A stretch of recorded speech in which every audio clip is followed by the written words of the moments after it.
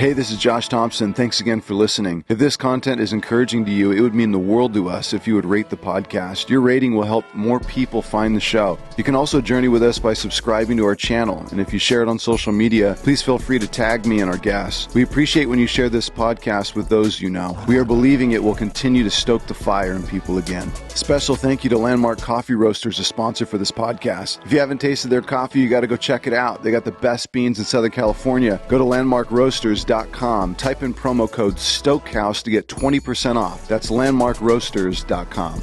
Special thank you to Ola Canvas, a sponsor for this podcast. They build super durable, high-quality clothing out of Costa Mesa, California. Ola Canvas is a small business of creators making some of my favorite clothing and products on the planet because they take time to build each piece and make it with high-quality material. Check them out at olacanvas.com. That's O-L-A canvas.com. Welcome to the Stokehouse. Time to get fired up. Yee! Ladies and gentlemen, Daniel Wong in the Stokehouse. Daniel, you are the Assistant Dean for Graduate and Postdoctoral Success at UCLA. I am. Bringing over 17 years of experience in higher education and leadership. You are deeply committed to helping graduate students and researchers thrive through mentorship, professional development, and academic support. Your passion for inclusion, innovation, and excellence in graduate education makes you a true leader in this field. It's true. That's a rumor. You hold a bachelor's degree in biochemistry. I do. I discovered. Yes. And English literature from the University of Kansas, Ph.D. in English literature from the University of Illinois. You are educated. Beyond academia, Daniel, you are a faithful brother to legacy. Yes, you are a church. You're serving in the church every week. We're incredibly grateful. What I admire most about you is your keen ability to find, sift through, and share some of the most valuable knowledge and wisdom in our culture today. Your hunger for learning is a gift to everyone around you. I've personally loved your book recommendations and insight on daily life. Thank you. You're welcome. If I could get just a touch of your brain power, I'd be operating a whole new level, no doubt. Come on now. Alpha brain baby, let's go. Let's go. A lot of people might not know this, but Daniel can throw down on the basketball court. I mean, not messing around. He might drop a three in your face. Might. You are married to Yu-Ting 15 years. That's right. Shout out to Yu-Ting. Dang. Thanks for letting us come and play out here on the podcast for a little while. You have a 9-year-old son, Nathaniel. That's right. Yeah, beautiful family. I've been looking forward to this conversation. Brother, welcome to Stokehouse. Thanks for having me. It's my pleasure to be here. Yes. So, you guys stepped into legacy probably, has it been like 4 years, 3 years, 4 years? Yeah, I mean, we started coming right as we moved here. Okay. In the pandemic. Yes. We'd stay connected throughout, but yeah. Okay. And so pandemic, pre-pandemic. Yeah. So you got to see the church go through all of that. We did. So you guys have been in LA for that amount of time. Is that right? That's right. And you guys came from where? Most recently, Illinois. Okay. Yeah, that's where it was. And moved out here for the UCLA job? That's right. Okay. That's right. And would you give people maybe just a quick description? I tried to lay it out, but you would say it better than I do. Yeah, about what the job. What you do, yeah.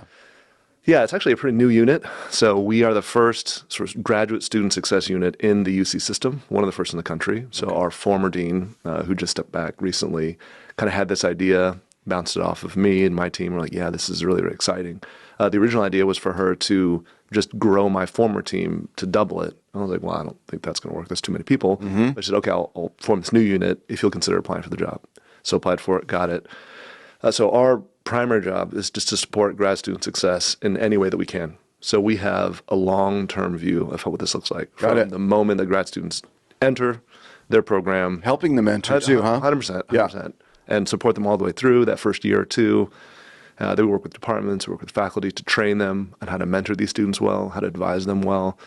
We just had a conversation this morning with our new dean, and he was saying that mentorship is probably the single most important factor to determining the length of someone's program. It can get pretty long. Yeah, I don't tell too many tales out of school, but there's some grad students who have been there for a long time, and a lot of it comes down to mentorship. Got it. Advised correctly. So they kind of don't know how to it's like getting in is one thing. That's right. Then getting through is a whole nother thing. Whole nother ball of wax. Yeah. trying to get through and graduate. That's right. And there's no one path. I mean, that's the challenge, is that undergrad, you have your courses, you take them, and you're done. Graduate school, there might be some basic courses, but then it's between you and your advisor what that dissertation, that thesis looks like. Got it. And it can take as long as it takes. So if I wanted to pursue a PhD, you would be the guy to talk to. I would be one of the guys for sure. Yeah. Yes. I'll try to talk out, probably. Yeah. I mean, in general, it's tough. No, I know. Yeah. And maybe for those who don't know, the pursuit of a PhD is it is an ultimate thesis, right? It's a discovery of something. Is that right? It is. It's a massive research paper at the end of proving something new. That's right. And it has to be something new. So pushing the boundaries of something, discovering something, extending research on something. But the way it was described to me is it has to be something that nobody really has known before. You have to discover this and then present it. Wow. Yeah. And you have a PhD. I do. Yes. English literature. English lit. Man. That's right. I was so bad at English. Forgive me. You keep saying that, but I don't believe it. Yeah. No. And of course, God calls me to this profession. No. That's right. And you did that Illinois, is that right? University of Illinois. How long did that take? A lot longer than I like to admit. Yeah. But a long time. Yeah. So, I went to Illinois in 2002. Okay. I graduated undergrad. Yeah. And I actually started working full-time near the end of my PhD program, so it took a little bit longer. Yeah. But it probably took me 13 years. Yeah. All told. So you're experienced. Like you kind of know the ups and downs, left and rights, and you can help a lot of people navigate through that. That's exactly right. So Yeah. translating a lot of the challenges that I faced so that students don't have to go through it. I mean, that was the entire reason that I went into the field that I went into. Yes. I don't want you to have to suffer the same way that I and many people have suffered. Yes. I mean, so many stories Right. to tell about Right. that. Yeah. So a lot of people don't finish. Oh, yeah. About 50% of people don't. 50%. Yeah. And that's a lot of money. It's a lot of money. But, a lot of it is students realize this isn't actually what I want to do. They'll take a master's and then just go, to the side.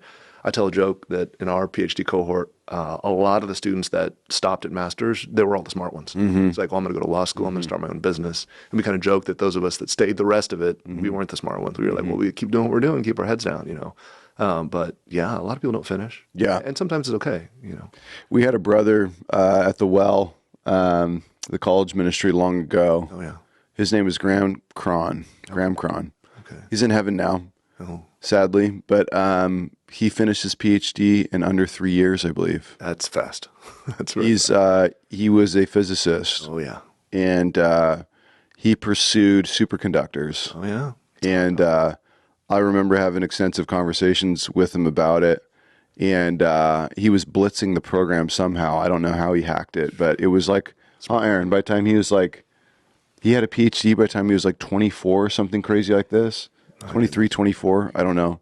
But I think he had bachelor's, master, then PhD. Wow. Or no, maybe he had, I might be getting it wrong. I know he went back to get a master's in theology or apologetics or something like that after. Right. He's just one of those guys, Yeah. And he probably had a great mentor, like you, who helped him blitz the program. That's right. I mean, that's the way to do it. Yeah. I mean, the faster the better. Honestly, get through. So where'd you grow up? It's an interesting story. Yeah. Wichita, Kansas. Really? Midwest. Okay. Yes, sir. Wichita, Kansas. Okay. Yeah. And how'd you guys get there? Well, so yeah, it's an interesting story. So my dad actually came for his master's program at Wichita State University. Okay. So, from Hong Kong. From Hong Kong? From Hong Kong. So my mom and dad met in Hong Kong, but they're from mainland China. Wow. Got there for high school. There's a whole story there. We should probably talk about it. I would love to hear it. Yeah. So they became Christians in high school. Wow. From mainland China. In Hong Kong? In Hong Kong. Their high school principal was a believer and was just all about the ministry, and talking about it. They became Christians in Hong Kong. He came first to the States to get his master's. He was an engineer. Mm-hmm. And he was told that he was going to be an engineer. I mean, that's how it worked back then in China and Hong Kong. It's like, this is what you're going to do. You're going to be an engineer. Is that based on gifting, or is that just based on what they think is best? I think probably, I would imagine a combination of both. He was good at math. Yeah. So they probably thought, this is what you're going to do. And it wasn't, sort of the options that we have. Oh, you can be anything you want to be. It's like, you're going to be an engineer. Right. So he studied that. Came over to get his master's. He wanted to go into the aerospace industry, I think, so that's why he came. Mm-hmm. And Wichita at that time was what was called the air capital of the world. So all the big airline companies, aircraft manufacturers were there. Got it. He worked for them all. Got it. Beechcraft, Raytheon, Boeing. Wow. Yeah, so he came first, and then it's actually a funny story. My mom, they were kind of interested in each other at the time. My dad comes over, and my mom's dad, my grandpa, was like, look, if you want to study, in the States, we'll sponsor you to go study in the States as well in Wichita if you want to do that. And so she came later, and her dad and my grandpa kind of like made that happen so they would end up. No way. Yeah. This is a arranged marriage of some type. I mean, they were dating. Like, I'll give you exactly, and a bag. Exactly, yes. Exactly. It's like she wasn't going to probably come unless he encouraged her to do it. It's like, you need to go ahead and you're on this other guy. And you guys can get married. Okay. They were, they very much were together, but we don't know what's going to happen. But they were already together in high school? They were, yeah. Yeah. And they joke about that all the time because I don't know how to say this without embarrassing my parents. Yeah. My dad was a very smart guy. Yeah. And my mom was a very popular girl. Okay. So you can imagine how that got it. Yeah. So he definitely hit the jackpot. So yeah. Oh, I love it. I love it. Yeah. So he came over, got his master's there. He actually did his master's in renewable energy, solar panels, back in the 70s, which is pretty wild. What? Yeah, he was way, way ahead. I found his thesis in the basement once. I was like flipping through it. That's so cool. Yeah, man, he's a sharp guy.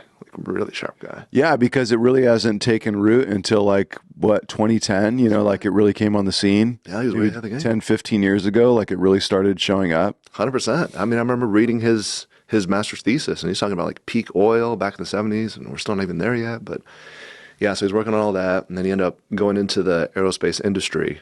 And then, of course, they end up getting married. But yeah. So, I mean, there's a story there as well. I mean, they became believers in Hong Kong, but the way they tell it, they did not really dedicate themselves to God until some of the bumps and obstacles from being in the States. Sure. I mean, at that time, it was not a particularly diverse place in Wichita, Kansas, not a lot of Asians there. Oh, yeah. Yeah. And so finding work wasn't the easiest thing for him. Right. And so he actually got connected with one of the elders at the church that I hadn't grown up in. Okay. And he was kind of a big wig at one of the local aircraft companies. Wow. And was able to pull some strings and make it happen. That's cool. Yeah. What church was it? Or what? It was First Evangelical Free Church. EV Free? EV Free. Okay. EV Free. Awesome. That's right.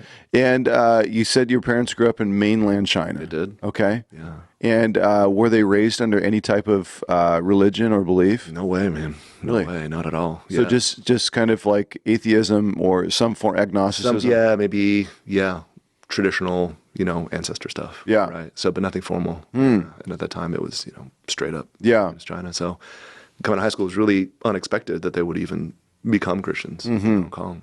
Is that an easy transition? Of course, it's not an easy transition from Hong Kong to the States. Yeah.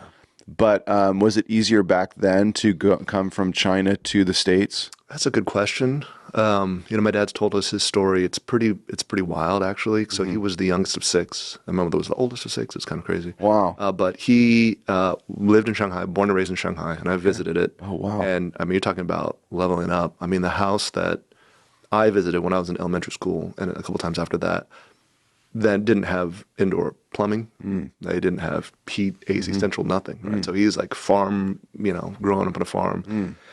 Yeah. So he and one of his older sisters, just the two of them go to Hong Kong. And the deal is he's going to get educated and make something of himself. And he's going to be the one in the family that gets the shot to do it. So she moves with him while he's in high school. And then he goes to, college, and after that, when he goes to the States, she just goes back home, and that's it. So she supports him the whole way. Wow. He, is going to be the one in the family that gets to explore. And then she went back. And so, wow. So, I mean, it was possible. He did it. Yeah. But I don't know how easy. I mean, certainly he made something of himself. That's interesting. Yeah. So if you grow up kind of in the bush, like out in farmland, within China or within probably lots of countries in those areas, it's almost spoken about like it's a lotto system or something. Like it's like, okay, which one in the family are we going to invest all of our resources into? Who we think has the best bet to be able to move forward and become successful, and so they can pull the family out of poverty. That's right. That's incredible, right, man. It's kind of a wild story. So he made something himself, and we just recently found this out the last year.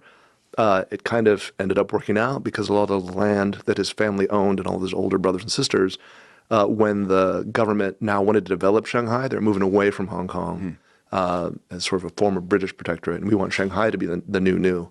And they started, buying up land, and so they bought a lot of the land from his family and just gave them flats and the money. So they're loaded now. Really? Which is pretty wild. Whoa. Yeah. Whoa. Yeah. And so they went from, sort of rags to riches. And, my dad did too in a different way. He did it. Yes. So does Brown. They just did it through, God's blessing, I guess. Have you been back to visit the family at all? Not for many, many, many years. Will you guys go back maybe?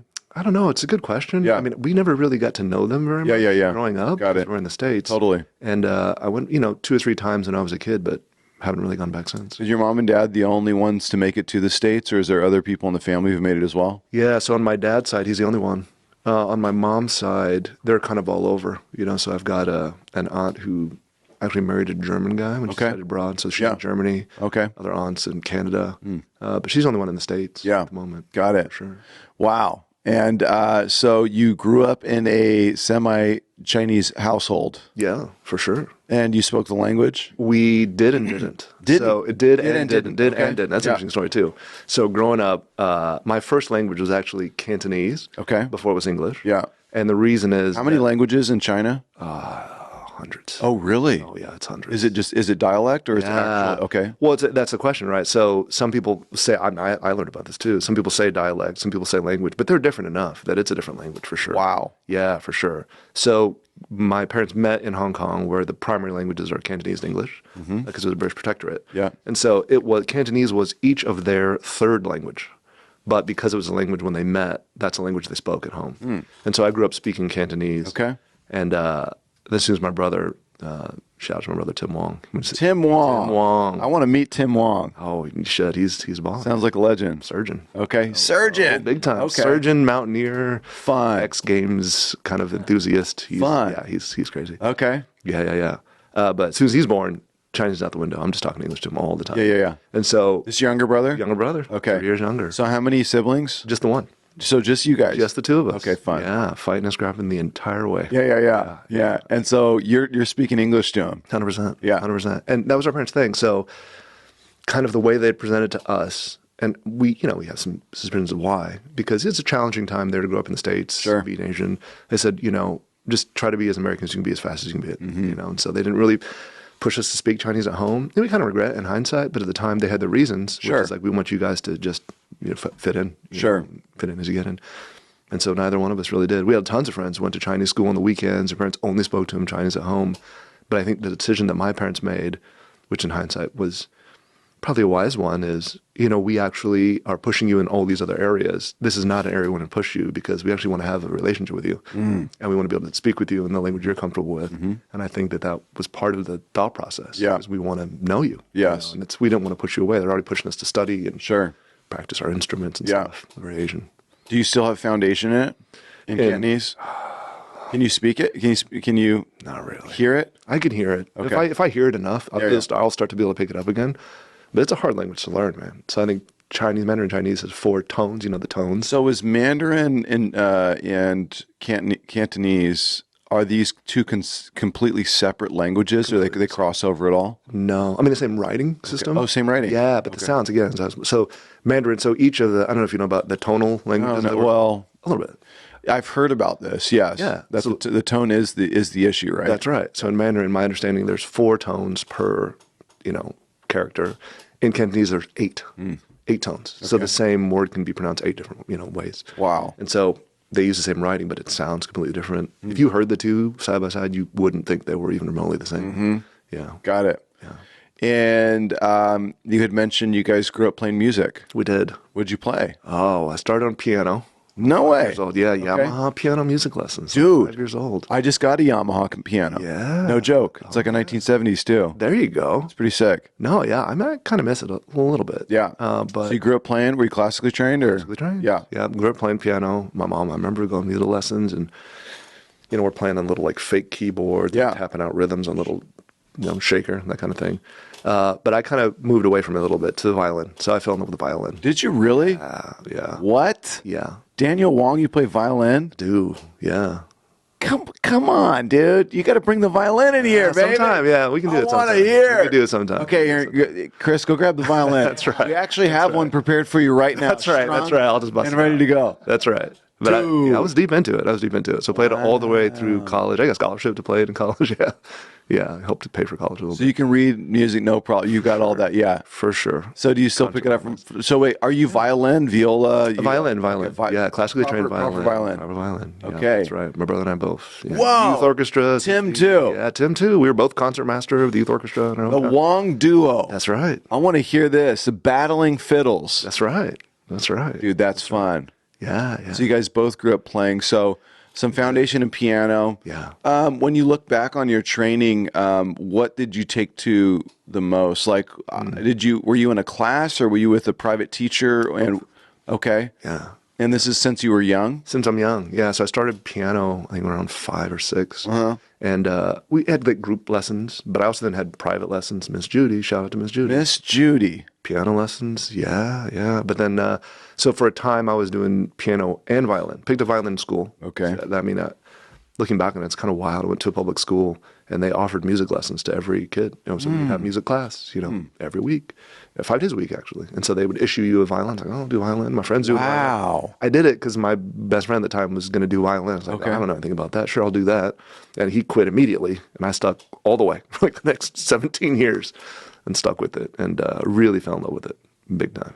So, do you remember, did your parents force you to learn in the beginning? And then do you remember the transition to like, I actually like this? I vividly remember. Really? Yeah. I want to hear. Oh, yeah. No. So my mom, really give her a lot of the credit. Very, very passionate about music. She's a musician. No. But she just loves it. She loves it. She's an artist. So she's a watercolor artist by training, like classically trained Chinese watercolor artist. Yeah. Would always win awards. Is she still doing it? Not so much anymore. Yeah. But she was. I've been trying to push her to do it again. Yes. She's amazing. We have paintings of her at home. Saying we got to get her to pump out some of her best work. That's right. Yeah. But she would, send to different art exhibitions, galleries, competitions, win all kinds of stuff. So she loved classical music. And so she wanted us to at least have an interest in it. And so she would start us on piano. But their whole thing was, look, if you don't want to do this, just let us know. And they did not force us. They wanted us to do something and wanted to start it.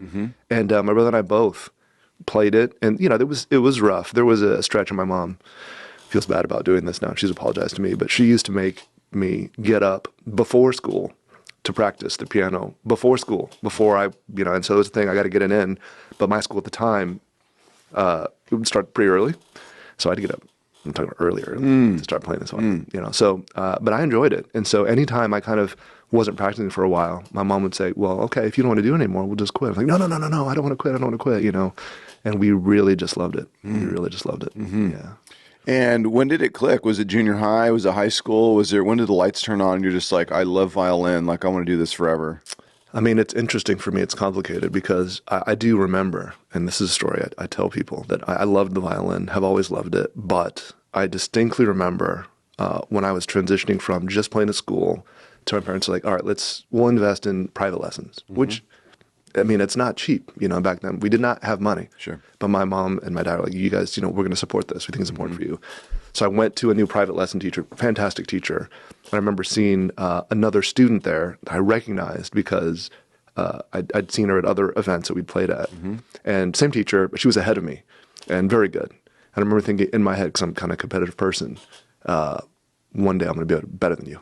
By the time we're in high school, I'm going to be better than you. And that was a very egotistical, arrogant thing. God had to beat that out of me. And he did. Now I can tell that story too if you want. In college, he absolutely had to beat that out of me. And I was like, I want to win. Yeah. And at that time, we had this youth symphony in our hometown. It's a pretty big deal. And you had to audition, and you get in. So that's when my brother and I both really caught the bug. Because oh, there's this thing that we like to do, but you can also win. And you can beat other people. And it's competitive. And you have the challenge system in our class. And I remember, in elementary school, junior high school, if you wanted to be the first chair, all you had to do was challenge that person. Whoa. And then do a blind audition. And they would choose whoever's better. And so we were just doing all that kind of stuff. Oh, you just challenged? 100%. You pull out the challenge card. 100%. It's I got to challenge you. Yeah. I mean, I remember there were periods where you could challenge in this time or whatever. Okay. And that's what I did, man. That's so cool. Aggressive. Yeah. So people who don't understand the violin, I mean, what's the magic in that instrument? What is it about those strings? What's about the bow? What is it? what gets at you? That's right. I don't know. I mean, I've heard it said that it's one of the instruments that most closely matches the human vocal range. Oh. And so from the lowest to the bass to the G all the way to the E, the high. So, I mean, I can't imagine what kind of range that would be, but I mean, so maybe that's what kind of resonates with like people. It sings. Yeah, it does. Exactly right. It has a very warm tone. Yeah. It's very clear and bright. So even if you're playing with an orchestra, you don't need to be mic'd up and they can still hear, Mm-hmm. And so you can take it anywhere, pretty small. It is, yeah. And it's, it's an ancient instrument. Yeah, absolutely. Hundreds of years old. It's been around for a long time. Hundreds of years. And is it the reed, the bow? A bow, yeah. It's a horsehair or some kind of fiberglass hair. And you put resin on it, is that right? Rosin, yeah, exactly. Rosin, either way, yeah. And this causes the bow, the horsehair, to basically grip the string. That's right. And a non-trained player will cause that thing to squeak. Yeah, at the top of the lungs. But a trained player can somehow pull out these warm, beautiful, rounded, smooth, and sharp. That's right. Very, very sharp. But these warm strings, right? That just show up. That's right. How long does it take? Is it 2 or 3 years before you could actually start to bring out something nice? Yeah. I mean, I think the learning curve is pretty steep. Yeah. Like the piano, you can start plinking away right away. Totally. But the violin, yeah, it's probably a good 2 or 3 years before it really is not something that would bother your parents listening to you. Right. My parents, to their credit, never complained about it. They're like, oh, yeah, this is amazing. Keep playing. Right. But it was rough. It was rough for sure. I would imagine that it's learning another language. For sure. So that's unlocked a whole nother part of your mind. I think so. And not only learning Cantonese, but now learning an art and unlocking that whole side of your brain has. I don't know. You're a brilliant guy, Daniel, and it's like I'm fascinated because I'm basically listening for my kids' sake. I'm downloading, because I love music. I love to play. Clearly. And I want my kids. I would love for them all three to play. Yes. So I'm fascinated by the process and how all that works out. Are you guys introducing? Are you going to push them, or at least to start? Something? So we have the piano, and I've been trying to introduce Eden to piano. We've got a couple software things and things that she's like, starting to work on, definitely. And we'll practice from time to time. But I think it's about time to get I don't know if we should just get the teacher. There's obviously some great little music classes nearby. Yeah, totally. Little like House of Rock places that you can go check out. And so we've been talking about it. But yeah, I don't know the proper entryway. I really don't want to discourage her. That's right. I don't want to come down too heavy. That's right. And just throw her into something that she doesn't like. But I also would love. It seems like she's interested in piano. So yeah, I think we're going to do it. Well, if she sees you interested, I mean, that's our son too. We haven't tried to push him into too many things, just let him pick it up. Yeah. He said he wanted to do drums for a while, so he went through a little phase of doing drums. And I don't know. I don't know if it really stuck. Yeah. He is actually doing violin now, and my friends were like, oh, is that your idea? I was like, no, he chose in school. Wow. Yeah. So their school has a little music program. He could have chosen several different instruments. That's cool. I think he chose it because it's not heavy. Yeah. So he was like, I don't have to carry this thing around. Cello. And I was like, I don't want this light thing. Yeah. Cello's beautiful, but man, it is heavy. That's a big instrument to have to carry around. Forget the bass. 100%. Well, his buddy who started cello has since quit. He was like, I don't want to carry this. Yeah, the bass is bigger than you. That's exactly right, especially at that age. Yeah. He's only 9. That's hilarious. Yeah. So, but I mean, just as long as they have, and I really give my parents a lot of props for that because it's an investment. And, they got to drive us to music lessons, drive us back, drive us to youth orchestra Saturday morning, 9 to 12, drive us back. We have concerts, regional, state, everything, And so it was a lot of time, a lot of effort. They had to buy the instruments. Oh, my God. Right. Not cheap, So this was a big part of your life? It really was. Most of your life as a child? Most of my life, all the way through college. Yeah. Wow. Yeah. You go to public school growing up? All the way. Yeah. Mm-hmm. And how was that experience? I mean, I think it was good. Do you reflect back on it? Yeah, it was good. I mean, it got spicy at times, that's for sure. Yeah. We got to see the whole mix of everything. But my brother and I both were pretty fortunate that we got tested in school, so we're gifted or whatever. So we're going to, it's a public school, but it's like a school within a school. There's like a magnet program, something like that. But we still get to, mix and mingle with everybody. And yeah, I mean, it's really shaped me in a lot of ways. I mean, I got to see the good, the bad, and the ugly. And I think that's important, How many years difference between you and Tim? 3 years. Okay. 3 years younger, yeah. So you guys were in the same school multiple times? Multiple times. Yeah. Yeah, I went to the same college, too. He went to Kansas as well. No way. Yeah. Okay, man. that's fun. Same time. And then, so your parents came to know the Lord back in Hong Kong. That's right. And then their faith anchored when they were in Wichita. Big time. Through a crisis. I mean, really. They weren't crisis. sure if, like, my dad was going to get a job, to have to go back, and they really didn't know what to do. And they were believers, but they say that point really was the anchor. Like, so Ray Dorset was the guy that was the elder, and Uncle Ray, we called him Uncle Ray. We grew up with him and with his family. And Oh, man. big bear of a guy, and just a deep-seated, Christian in the Word. That name, Ray. Ray, man. I'm telling you, it's a theme. Hey. Shout out to Ray. Ray Wang, let's go. Let's go. So yeah, he was very, very influential on them and on me too, and my brother. I mean, he took us in as well and stayed connected with him all the way throughout. He just passed away very, very recently. Oh. Yeah, so it was very, very sad. But He mentoring your guys' lives. big time, Yeah. big time. He and his wife Colson too. He was actually a photographer, freelance. Okay. But yeah, and really brought them under his wing, introduced them to Jim Liu at the church, who was a VP at the time, Beechcraft. Okay. And he got my dad the job, and that really changed it for them. Then they're bedrock now. I mean, they're not sure if it's all going to work out. And the elder brings them in, they pray, and then boom, it happens. And Wow. they faithfully walk into Wow. So you grew up in the church then? 100%. So it was a great experience. It really was. Yeah. I mean, and thinking back on it, really, honestly, I was just thinking back on it this last month that probably my passion for mentoring and mentorship, which I've carried through this day in my job, started back then. And I had just faithful, brothers pouring into me, really big time. I mean, growing up in that church, we had a great youth pastor named Brian Pannell. Okay. Fantastic. Shout out, Brian. Brian, man. And he, really took an interest in trying to shape and mold us to be leaders at that time. He would identify us, say, I think you got some potential here. Let's grab some lunch and invite you to this team. And he would have us be a part of the ministry teams. Like, I want you to, I want you to work with this younger guy, get to know him, support him, make sure he comes to church, things like that. And he really used to train us. And other older brothers in the church would reach out to us. Another guy, Mike McDaniel, shout out to Mike. He just living, and bringing us along. Hey, you want to go do some Frisbee golf? Yeah, man. You want to go get something to eat, talk about the Word? Yeah. Do a Bible study? Yeah. I mean, we just thought he was a superhero, man. He was a fighter pilot, actually. And B-1B pilot, bomber pilot. Really? Yeah. Wow. Nuclear payload. Oh, because at that time, Wichita, Kansas had McConnell Air Force Base, had nuclear payload bombers. Whoa. Yeah. And so he was flying those bad boys. But he was still taking the time to hang out with us. And we're like, what? This is So cool. man. And He's volunteering in the youth group. 100%. Just investing in us and pouring into us and several of us guys. And that really made the difference, man. I mean, I think it was it. Do you remember, do you remember a specific moment with Jesus when you were a child or when you were junior high or high school? Was there some moment where you felt, the lights turned on and you fully believed? Yeah. I mean, many. Yeah. I remember in summer of 1986 is when I dedicated my life. And June 6, 1986, Wow. I wrote in my little Bible. But I remember at the time, I mean, it clicked. Sunday school teacher saying, talking about heaven and hell. I was like, well, I definitely don't know hell. So, talking to my parents about that and like, well, this is what it means, And I remember vividly, I don't even know exactly why, but, prayed the, sinner's prayer with my parents one night, and I was just like crying. And to this day, I don't know why. I just felt like very moved, And then I think it was the first step.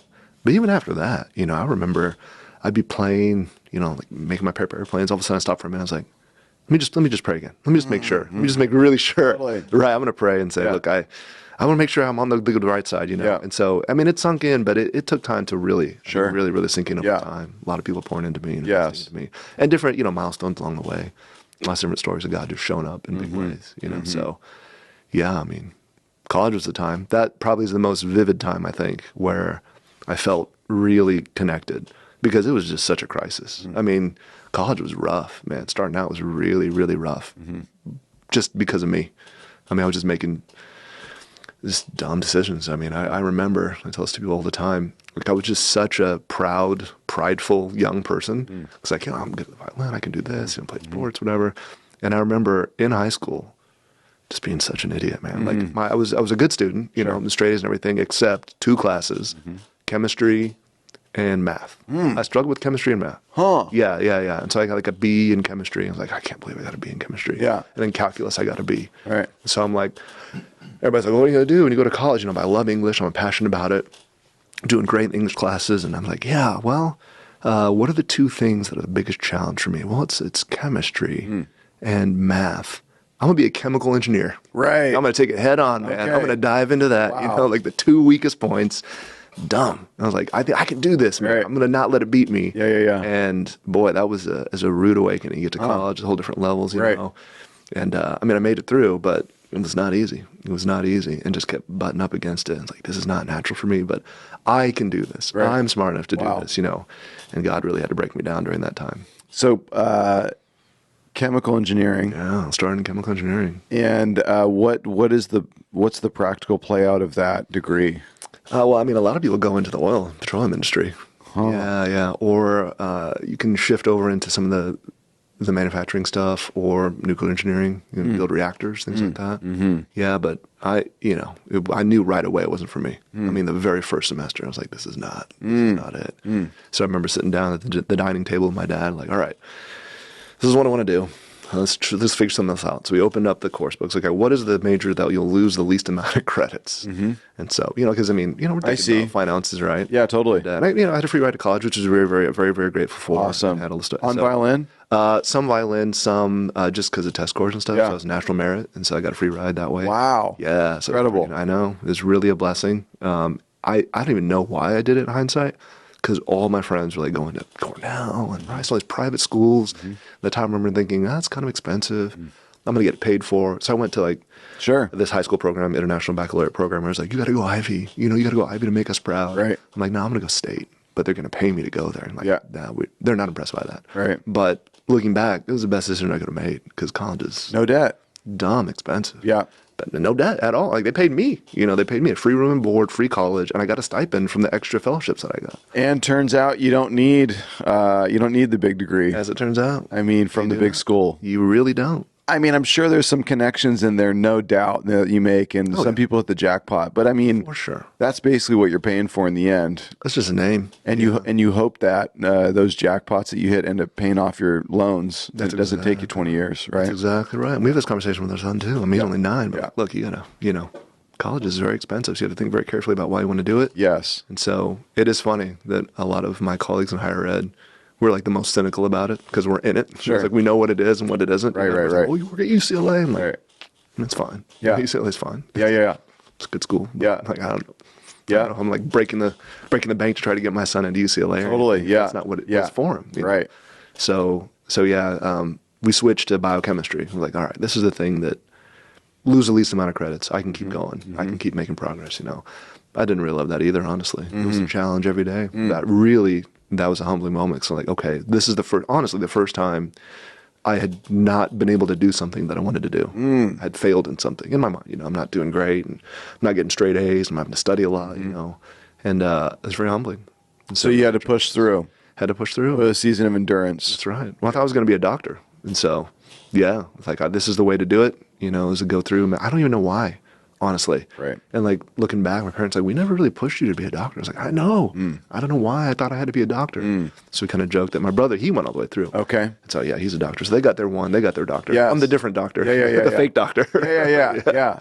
Yeah. He's a doctor of people. Exactly. Yeah. He's the one that actually makes money. Yeah. But again, growing up, all of my friends, growing up in the Midwest, Asian, they're all doctors. I'm the only one that's pretty much the only one that's not a doctor. Doctors and engineers, right? Doctors, engineers, sometimes lawyer, but mostly doctors and engineers. Because it's a safe, high paying, guaranteed, locked in. If you can push through, That's right. And you're passionate about it, then it can really work for you. That's right. Well, and respect too. They respect professions. So people they respect doctors, they respect engineers. You're building stuff, you're healing people. Right. Yeah. So it's very much what I thought I was going to do, and It is not what I ended up doing. Yeah. Made a switch. We still have made it pretty good. Yeah. I mean, you're doing pretty good. No regrets. I mean, going back, I'm glad to have gone through that experience because it actually got me my first job because I had some experience in science. And so my first job at Illinois, working with some of these summer programs, and they hired me.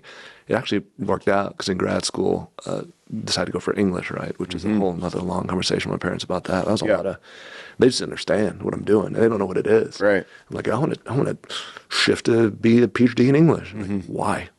I remember having a long conversation with my dad about this. And it's like, why do you want to do this? Like, I don't love, engineering. I don't love science. I mean, I do it as a job. He's like, I understand why you do has to be something you enjoy. And I learned something about him that day, and my brother too, that in their minds, a job's a job.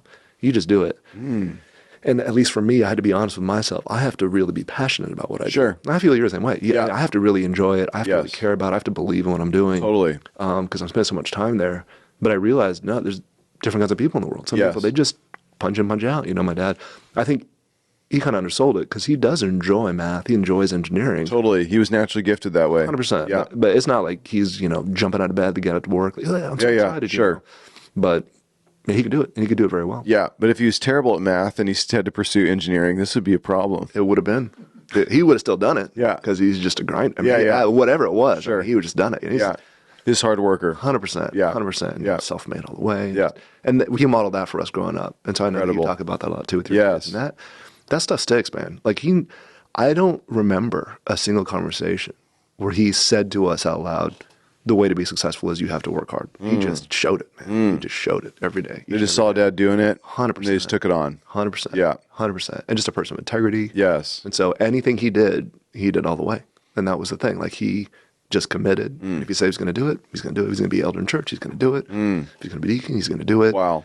If we're going to have a boxcar derby from our Awana, we're going to do it and we're going to win. Whatever it is, we'll do it. We're going to commit to doing it and do it seriously and do it well, right? Yeah. So, yeah. So is your dad still around? He's still around. Awesome, man. By the grace of God. I mean, it's really, that's another whole story. Yeah. How long have your parents been married?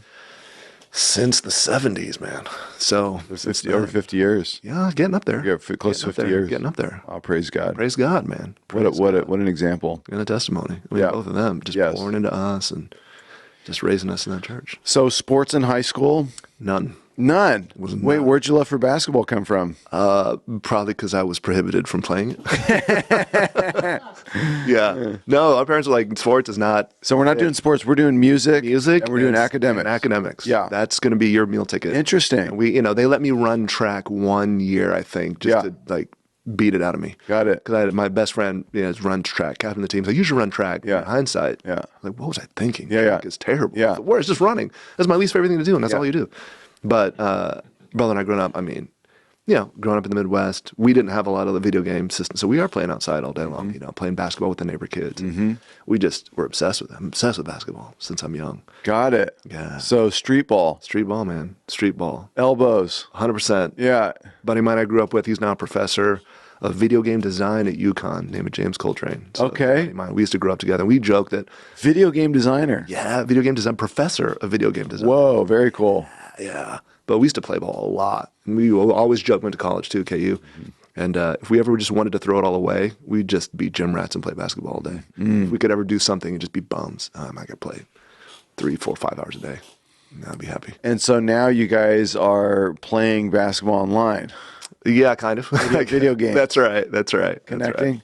No, you remember NBA Jam? Oh, of course I remember NBA Jam. Dude, On Fire. What a game. Classic. Oh my gosh. They got a new version out. My son's been playing. Do they really? Arcade, yeah. I got to see this, It's man. amazing. Same thing with the different consoles. Yeah. Check it out, man. Okay. Yeah. No, I Cool love memories it. too, man. Yeah, that's the same thing. I didn't get into organized sports until high school because we just couldn't afford to play. Sure. We couldn't get into the teams and all that stuff. Okay. So we just played so much street ball. That's right. And I mean all sports basically. We were doing everything: basketball, football, baseball, and of course roller hockey and everything else under the sun. We were just getting after it. That's right. And so when we stepped into high school, we were all kind of naturally gifted, so we could get in and just get after it. But because you played a bunch of different sports, it wasn't like you're going to do baseball since you're 5 and that's it, right? and we were just getting after it. I mean, we played outside so much, but it was a combination. I mean, lots of video games inside. We basically get spent on that, and then we would go outside and play for 6 hours, and then we get back to then we'll go watch a movie, and then I mean, it was the summers were just crazy. And our friend Kyle Polston, shout out, his childhood best friend. He didn't have any brothers. He had one sister, and I'm one of 3 boys. And we lived across the street. Yeah. And he had all the cool setup. I mean, everything you could ever want at the house. So tetherball courts and a pool table and the dartboard and the adjustable basketball hoop, so you could dunk on it. Oh yeah, dude. We did baby. Crazy dunking. Oh yeah. So that's kind of how we got after it. And then obviously music and all that stuff came through my dad. Just to you got us each guitars when we play. But that's right. That's right. Yeah. It was despite difficulty in childhood. It's amazing how sports and music and friends and all of that can really pull you out of some, and the Lord. That's the good stuff. And the Lord, a good church can pull you out of some amazing stuff. Big time. Yeah. Big time. That's huge. So, did Yu-Ting come along somewhere in here, or is she did in school? Grad school. Okay, grad school. Okay, grad school. Yeah. So you start. So you decide you're going to pursue a Ph.D. in English. Yes. And what is this exactly? If you can explain to be, do we call you Dr. Daniel? You can. Okay. You don't have to. I'm a doctor. I will from now on. Yeah, I hope not. You can. Technically, it's true. It is true. I have Dr. PhD. Wong. Yes. That's right. Yeah. So I'm doing my PhD, and I got, for the first time actually at Illinois, involved in a Chinese Christian fellowship. But before that, I hadn't ever had much interaction with that. Chinese Christian Fellowship. Yeah. This is a club on campus. That's right. Okay. That's right. I was InterVarsity in college, and then grad school. It's called ICCF, Illini Chinese Christian Fellowship, and just got plugged in there. Hadn't ever done it before. Never went to a Chinese church. Just was like, oh, this is kind of interesting. Let me try this out. And I think I knew somebody that knew somebody. So the guy that was the campus minister knew someone that I had known from my home church. Like, you plug into this guy, fine. So I got plugged in there. And Yu-Ting was at the U of I for the Intensive English Institute. So she was there for a year, and I overlapped with her then. And I didn't really know her too much during that time. She was pursuing a PhD in English as well? No. So she was just studying English. Okay. Yeah, studying English. And then she ended up getting a master's in human resource training and development. Wow. So which is kind of crazy when you think about it. Talk about like telling the future. So my dad was doing solar stuff. Her master's thesis way back in the day was on virtual classrooms. And so her thesis was coming up with a manual of like how you would teach a class online. Whoa. Yeah. And she like had to put together the whole thing. It was like where you'd film it. They had like CDs and stuff, and how you would. And then like now that's very normal. Oh yeah. So she was way ahead of the curve. Yeah. Master's classes online, and Jordan Peterson's new college, university. I mean, is pandemic at UCLA. The entire school's online. Right. I use Zoom every single day. Wow. Every single day. Wow. And before 2020, I never used it one time. Wow. Right. It's like it's inseparable from what we do. Unbelievable. So you could see that far into the future. That's crazy. Yeah. That's crazy. So, we met then, and, one thing led to another. Here we are 3 years later. Wow. It's kind of a crazy story. Yeah. Yeah. So both passionate about English then at first. Yeah, that was her hobby. Okay. So, growing up in Taiwan, they have a whole different education system there. Yeah. So it's all about like tests. I know you probably are somewhat familiar. Got to take tests to get into high school, the best high school. Got to take tests to go into the best colleges. And so she has 3 older sisters, and they're all, very, very bright. She's the youngest? Youngest of 4. Okay. Youngest of 4. Fun. Yeah. In Taiwan? Taiwan. That's right. And grew up there and then came to the States? That's right. Okay. That's right. And her family kind of teases her because there's a superstition in Taiwan that the way you hold your chopsticks is how far away you'll live from home. And so when she's a kid, she would hold them all the way at the end. I love it. They're like, you're gonna live far away. Wow. No, I won't. Wow. Turned out. Wow. Is some of the family here? No. So everybody's in Taiwan still. Do you guys go and visit? We were just there over Christmas. Awesome. We go all the time. The 2 summers ago, they were there the whole summer. Very cool. We love them. Fantastic. Is that a beautiful area? Pretty Amazing. cool. Yeah. It's just amazing. I've never been. I mean, it's gorgeous. I honestly would love to do an Asia tour. Like I like to bounce, through some of the countries, and but yeah, I'm sure amazing food.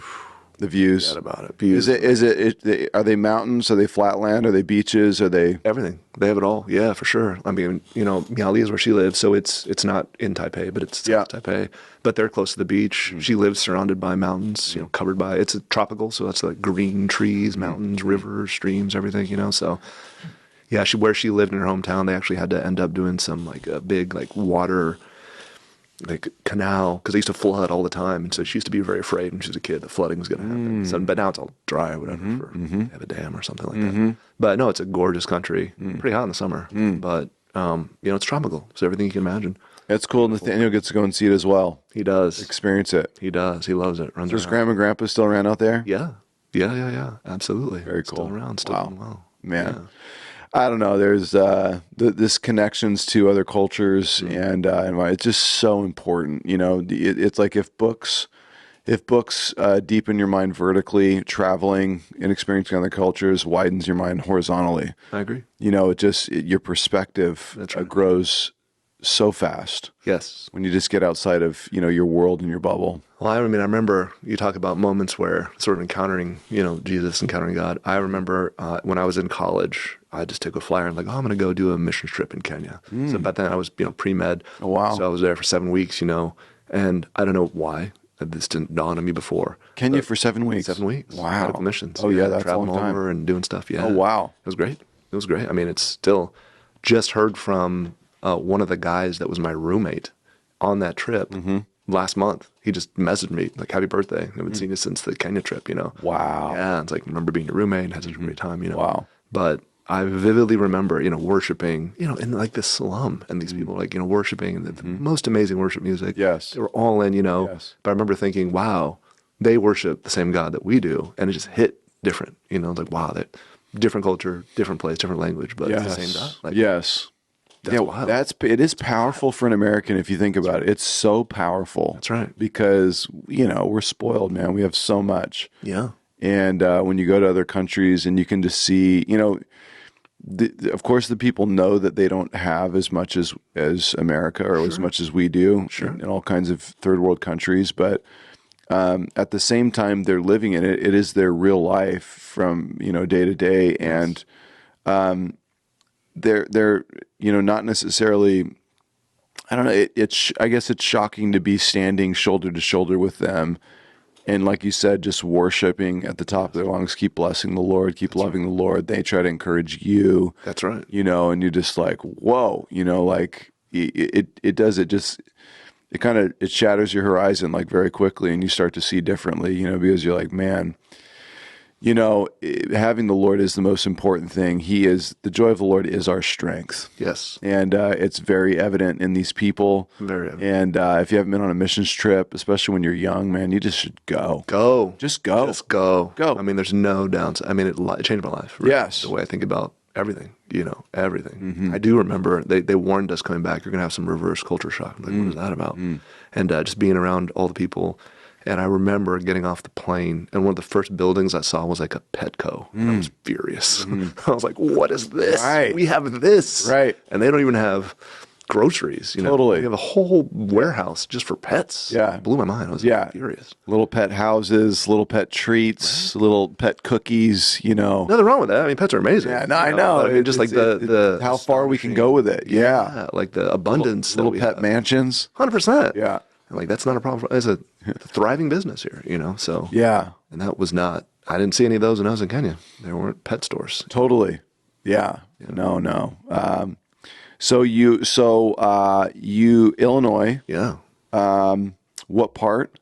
So we were in downstate, Champaign, Illinois. Champaign, Illinois. A couple hours south of Chicago. And you were there potentially a decade, is that right? More than that. Okay. Yeah, from 2002 till we came here. Wow. Yeah, literally. Just out here. So this is, did you get married there? We did. Wow. Yeah. Okay. In the church where we had our Christian fellowship.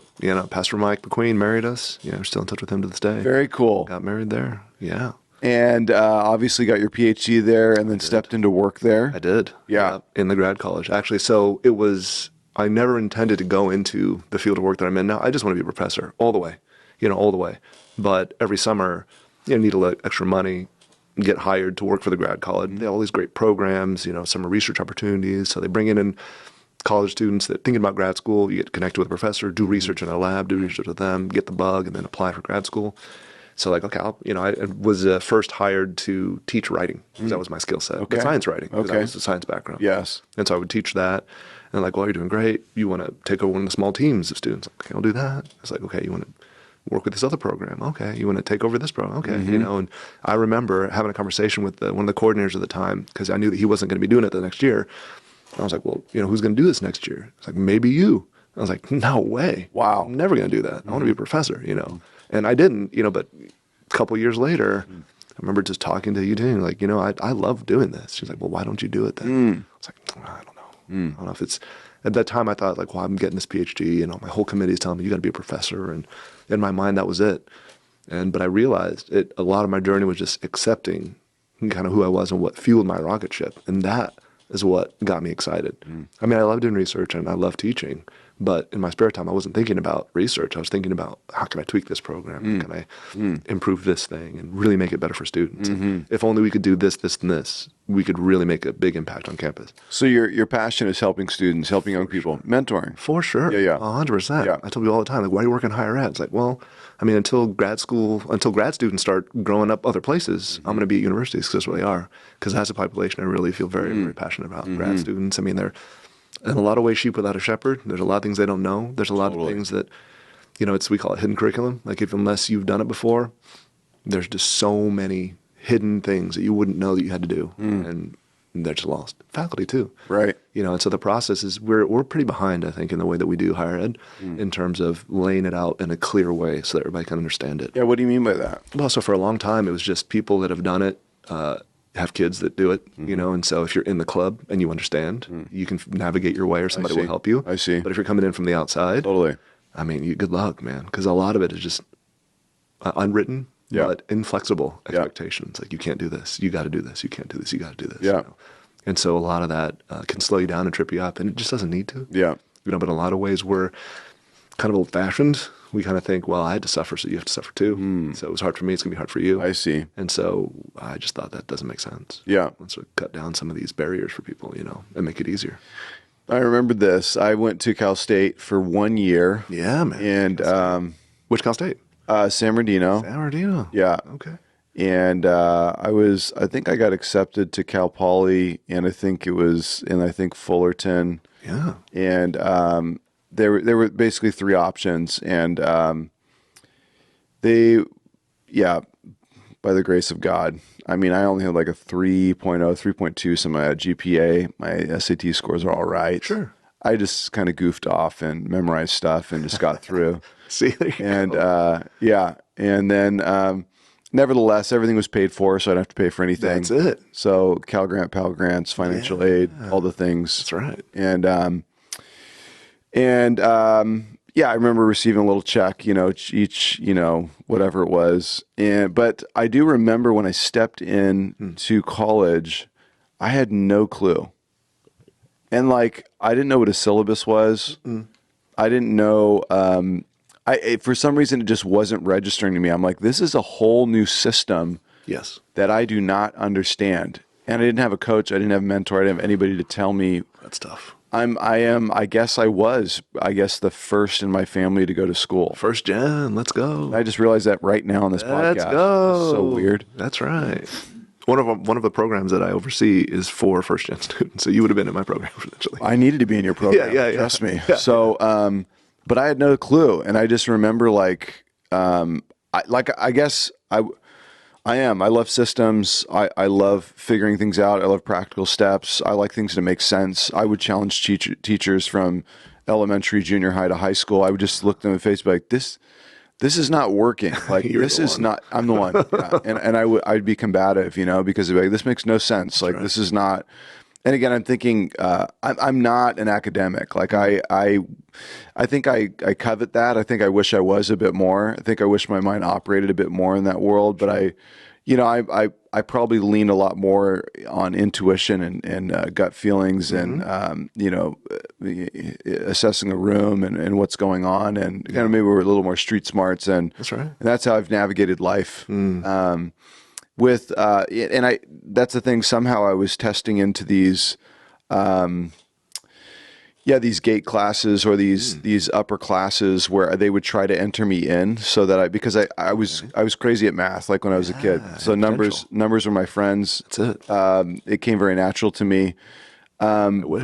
But they couldn't keep me in the lane. So I was also held back in first grade, I think, because I had a problem reading. Held back. Yeah. So like English, I could not process Interesting. words and reading comprehension. I had problems in all of these areas. No way. But then I could beat the whole classroom and all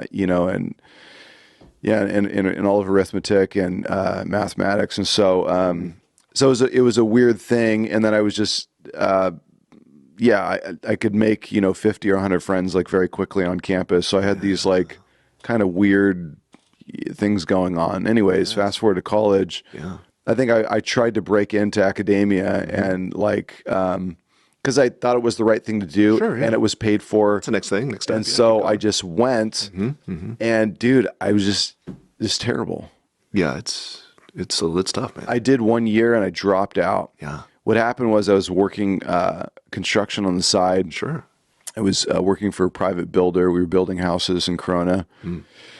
And I could see I could make money really quick doing it. That's right. And so I did. That's right. And I learned the trades, and then we were building houses, and then I got involved in the church, and the rest is history. This is history. But what you're speaking about is so real. Yes. I do wish that I could have broken into the college world, and I wish somebody would have held my hand and helped me figure out all of the simple steps. Like this is the roadmap. That's right. It's called the syllabus. That's right. This is how you map this thing out. That's right. And you need to make sure that you get all these check marks along the way to make sure you study for that test and turn in that paper on this this time and read that book, and this article is helpful. And when the teacher says you should probably pay attention to that, you might want to really focus on that. That's going to be on the exam. Little secret tips. Dude, I had no intuition like into that world. And so I think I even pushed hard away from it, as well. And come full circle, I did 2 years at Masters, under MacArthur. So it's like, Johnny Mac. but still a black sheep in there. Even there? Yeah, MDiv program. I walk in there, I'm a black sheep. Do you think it's because you didn't do like an undergrad and?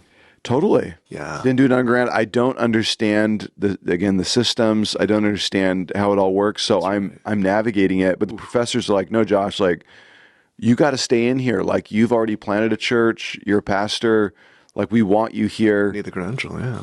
Yeah, for sure. Yeah, because you're already there and you can help these young guys a ton. Right. And we love that you're here. So please don't leave. That's right.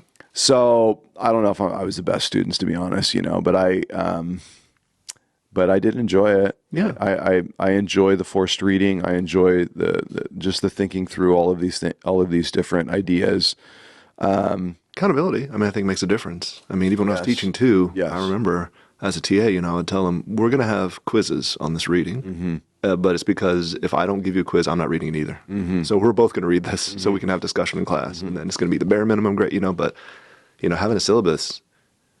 Like that's a game changer in a lot of ways. That's the difference I think between sort of the Bridger system and our system. I remember when I was in grad school, I was supposed to go to this conference in England. My advisor was like, "You should go do this thing," and that was the moment when I realized probably academia is not for me because it was expensive. She's like, "Yeah, this is the thing you should do," and there was no money for it. I had to pay for it out of my own pocket. Fly out there, and I remember listening to a presentation from this grad student, and I was like, "Everyone knows this already." And why are you presenting on this, And come to find out that, in the Cambridge system, you have courses that are optional and you have like a person as a reader that advises you, but like you're kind of on your own. If you don't have that syllabus, if you don't have that advisor tell you, no, we already know this. Don't read, don't do that. It's already been done. Push it further. But she presented on this. I'm like, oh man, we already knew this 20 years ago, So I really, you can go farther faster if people have gone there first. And I do remember, so good professors along the way, Leon Chai, one of my favorite professors in grad school, he would just lay it all out, man. He's like, we're going to settle this, but you really need to read this and you really need to understand this. And, most people are signing 500 pages a week per class. He's like, you need to read these 3 pages. Wow. That's what I'm talking about. 3 pages. Give me the cliff notes, man. 100%. Let's hack Like, this this thing. is the most important. You can read more if you want, but this is what, and we're going to spend the time breaking it down. Totally. If you're interested and you want to dig deeper, go after these things. And nobody reads it all anyway. I didn't realize that till like year 4. I'm saying. How are people reading it all? No, I mean, it's like, so in grad school, the average reading per class is 500 pages a week. So you're taking 3 classes, 1,500 pages a week. No one can read 1,500 Well, pages. and even like teaching speed reading and, how to extract, first line paragraphs and like all kinds of like, That's it. How to read a book, 100%. I mean, but no one teaches you this stuff. Nope, they should. And it's not right. No. I mean, see my bitterness coming out. No, but you're right. I mean, this is why I got into it too. It's Yeah. because I didn't know all this stuff. Yeah, yeah. I had to figure it out for myself. I was Yeah. reading everything like a dummy, So now I'm like, no, don't do that. Don't do this, And the faculty too. I mean, I have a lot of sympathy for them too, because a lot of people think, oh, it's their fault, but they Just following the system. 100%, and they had to figure it out too. And this is the way it was done for them, And we train a lot of faculty in how to be better mentors, and we always say most people do it one of 2 ways. They either loved their advisor and do it the exact same way, or they didn't and they do it the exact opposite. Nobody's like, oh, what is the science of how to actually mentor someone, how to provide the kind of guidance they need, structure, expectations, things like that.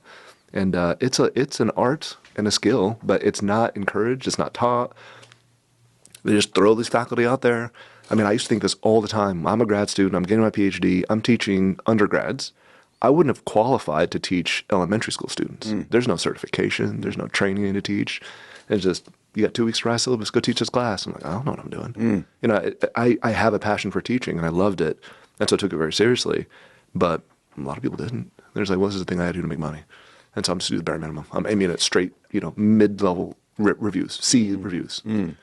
Doesn't make a difference to them. You get paid either way. Well, it's clear that you love people too, Daniel. It's like, you actually care about people and you care about the students and you want them to win. For sure. And the fact that you're going after this, man, and like trying to crack the code for a lot of young people is awesome, man. I think it's fantastic. 100%. It's just, we need, you have to be in the system long enough to start thinking outside the box of the system and saying maybe we can do it better. That's right. And that's really cool that they've allowed you to build out a program and start exploring how can we actually help these kids. And who knows what it'll unlock in the future. Yeah. And in the process of teaching them how to, follow the process, follow the system, get through it faster. I'm sure you're able to encourage them, through life. That's and right. To anchor in spiritual things and to get their life on track and that's to right. Focus on things other than just the system right in front of them. And that's our big a lot of opportunity in there. 100%. I mean, that's our big thing too, is we think about how do you, sustainability is really important. Mm-hmm. So if you're going to make it through a doctoral program, it can't just be, afterburners all the way. You have to what is fueling your rocket ship? You have to think about where's your community, where's your network, where are your people, where's the time where you rest, where's the time where you recover, how are you being intentional about when's the best time for you to work? And we were always having these kind of conversations with them. And that's not something I really ever thought about when I was in grad school. I mean, I used to literally surround my bed with books, and I would read until I crashed and wake up and just keep going. I just didn't really have a good system, and I'm, thank God I made it through. But I'm very, very, very glad that I have the job I have. I mean, it's pretty wild to think about because when I was at Illinois, these are the things I was trying to do, and I kept running up against obstacles. And the fact that I'm able to do it now, I mean, it's a dream job. It didn't exist when I came to UCLA 5 years ago. I mean, our office is 3 years old, and I'm able to do this is amazing. God. Yeah, really amazing. Really, really amazing. So what do you think the Lord is calling you to do? Like when you're kind of mapping out the road, what do you think it looks like long-term? How is he redeeming this path? That's right. I don't know. Yeah. I mean, it's kind of always in hindsight that I can see how it's worked out that way. Yes. And I mean, when I tell people all the time, like, how did you figure this out? How did you do this? Like, I don't know. I mean, really I just do whatever, comes to me. And if I feel a passion about something, I try to pursue it. I mean, one of the things, as an example, when I'm working at Illinois, they had this opportunity to get trained in how to do mentor training. And I thought, well, this is not part of my job at all. But I think it's kind of important. I think it's a gap that needs to be addressed. I feel passionate about this, and they're going to pay for it, so I'll do it. Fast forward 9 years, that's what I do for my job. And I wouldn't have thought that I was ever going to do that. And so the way that I kind of am led in the decisions that I make is, okay, what is really interesting to me? What sparks that curiosity? But how can it meet a need that I'm seeing that's not being met? And I'll just kind of lean into that, whether it's directly part of my job description or not, and God had just worked it out where it just evolves and, you know, I get to do those kinds of things. So I don't really have a long-term plan, honestly. People always ask me, what's the next step? What's the next step in that position? Like, I mean, I'm already winning. I remember thinking when I first started in higher administration that my ultimate goal was to be an assistant dean. And I've been an assistant dean for the last 5 years, right? Praise God, man. Right? And so now I'm like, I'm already winning. So anything after this is just gravy. Wow. I just thought that was the pinnacle, you know? And that's part of how they were able to get me to come out here is to offer that position. I was like, okay. You know, great. So I came out. Never even intended to come out to LA. I used to come out here for work all the time. I'd be recruiting grad students, come out once or twice a year. I remember thinking, I will never live here. Great to visit, great to see it. Like, nah, man, it's not for me, not for me, you know. And fast forward, here we are. Commit your steps, your plans to the Lord. He'll give you the desires of your heart. That's it. Yeah, and he's doing it. Really how did you guys find Legacy? How did you guys get in? How do we get in? Well, that's all Yu-Ting. I think probably just Google reviews, man. Really? Google reviews? 100%. Yeah. 100%. Like, what's a good church? Yes. In the city? Yeah. Yeah. It really does seem to grab a lot of people. Yeah. The internet, man, is incredible. It's just like It is. I mean, how fast, you know, people can find, and it's like Yelp and Google have been some of the most effective ways that people have found the church. But I mean, I think to the church's credit and to your credit, it's not just that, because you still have to show up and then draw people in, right? So the reviews are one thing, but you know, we visited a couple times. We're like, all right, this is one. We know we felt connected right away. Awesome. You know, and yeah. Well, I was reflecting as you're talking just about, you know, what God has done and what he continues to do. And I think I just see, it's almost like you and Ray are like cut from similar cloth, you know, because it's like, I don't know, you're just like, you know what, I'm just going to do as best I can with what's right in front of me. I'm going to work under the Lord. I'm going to work with excellence, and we'll just see what happens. We'll see what happens. And the Lord just keeps opening doors. He does. And I have no doubt that he's going to continue to do that. I wanted to ask you, were you a vicious reader, like as a child? Do you remember? Yeah. Yes. So you were drawn to books. 100%. I mean, I have a lot of memories of, my parents probably knew this actually when I'm thinking about it, but you know, go to bed whenever, 8 o'clock, and wait, you know, 5 minutes till they go back to whatever they're doing. And I'm okay, I take my little blanket, throw it over the nightlight, and I'm reading till like 9, 10 p.m. every night, 7 days a week. Do you remember when this unlocked?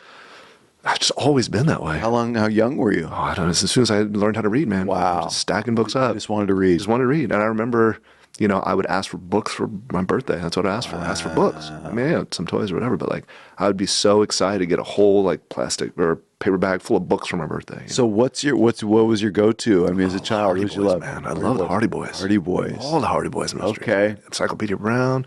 And I no real like taste for books. I would just read everything, you know.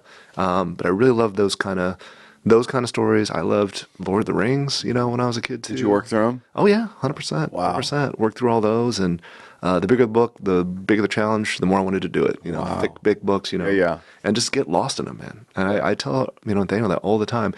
I don't know that he loves reading. I mean, I think he's getting there, and which is fine. My wife's like, great, we don't need him to be an English major. That's terrible. So if you don't want to read, that's fine. He can do science or whatever. But so was that a fun night for you and Yu-Ting? You guys just kick back, grab a book, and consume that? For sure. Yeah, man, for sure. And she's reading with him, so Boxcar Children, that's what he's going through right now. So you know, you remember. Okay. It's old school. Boxcar is great. So they're going through those books now. I just remember you just, you know, transported to a different world. And my brother was always the one that wanted to travel the world. And I used to think, well, I mean, I'm already doing it now. I don't need to physically go, you know, reading books, you know. And for me, I remember that my childhood dream, I don't know why this would come to me, but I would be so disappointed because I'm even in elementary school. Like, I can only live my life, and I would want to know what it would be like to live someone else's life, you know, and to experience what they experience. I think that's where the passion for books came, is like, okay, I can get a taste of like what it would be like to live another person's life and be in their shoes and and experience the kind of thing, you know, it opens your mind up to different things, I think. So and I'm interested in people. I love people. And so, yeah, books always been a passion, you know. Always been so yeah, for me as a child, this like almost never happened, Daniel. You know, like I don't ever remember being transported to another world. Never. What? It's not happened until I'm older. Wow. Yeah. And I'm sad about that. I wasn't read to as a child. Sure. So and I had a problem reading and with comprehension. Wow. And so, yeah, this whole thing, I know it exists. Of course. This matrix experience, yeah. of entering in, but Definitely. reading always was a chore for some reason. It was always difficult. And I was so focused on trying to process the words. That's right. That I couldn't get beyond it to actually cross over into that world where it becomes effortless and the eyes are just moving and scanning without thinking about it. That's right. It never clicked as a child. So, so when you talk about it, I covet, dude. Like in that imagination and the unlocking of 1,000 doors. Oh yeah. I mean, when you can do that, and like I said, just one of my pastor buddies has been encouraging me. He's like, you got to go back and read all Lord of the Rings, the Hobbit books. You got to get into these things. Yeah, baby. Because the layers, and the pictures and all the things. And I love this stuff. Oh yeah. I love a story guy. I love unlocking the text. That's it's my favorite thing. I love getting into the details of this. 100%. But it's like I need to, and so I have, heavy into nonfiction. Heavy. I came late to the game to nonfiction, but yeah, for sure. And so there's very, very little fiction that I've actually processed. Interesting. And I'm sad about that. It's never too late, Josh. Thank you. Go back. I received that. You can go back. No, it's true. It's true. And you're actually going to be doing it because you love it, not because you had to do it in school or whatever. Yes. And yeah, true. that was never an issue. I remember, we have to read this book. And so I was like, great, add it to the pile, man. Yeah. Let's just keep rocking and rolling. Yeah. I just loved it. But yeah. So you are a book connoisseur. Sure, I guess. And you've consumed a lot of books in your lifetime already. For sure. And you have given me some amazing book recommendations. Give me some of your top 5, top 10, like life-changing books.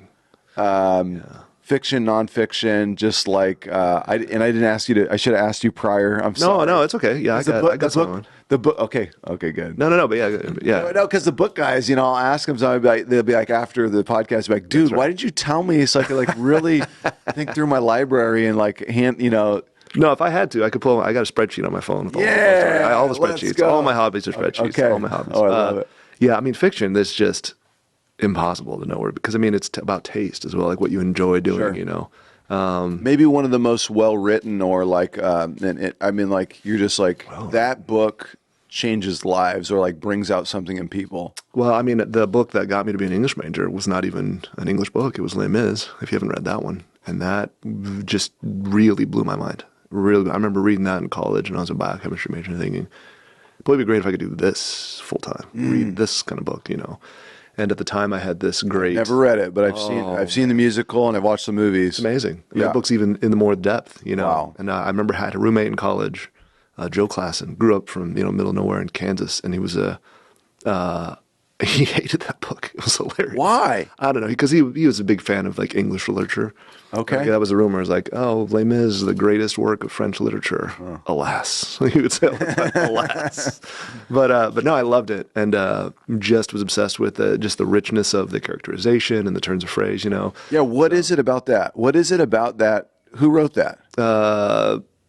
Hugo. Okay. Hugo. Yeah, Victor Hugo. And what is it about this story? It's man, the depth. I think it's you've seen the films, right? So the heart of it is about redemption. Yes. It's about doing the right thing in the face of insurmountable odds, and you win doing that, right? And so this is hero's journey, but also just like the compassion for people, the realism of the experience of going through that period in French history and seeing what on the ground, what people were doing, which is pretty revolutionary. We could spend another whole podcast talking about realism in literature and how it was an invention of when was this written? 19th century. Okay. 19th century, yeah. And so, it just the clarity, and what always gets me about books, and so one of my favorites is Middlemarch. Mm-hmm. So George Eliot, she's my favorite author. Mm-hmm.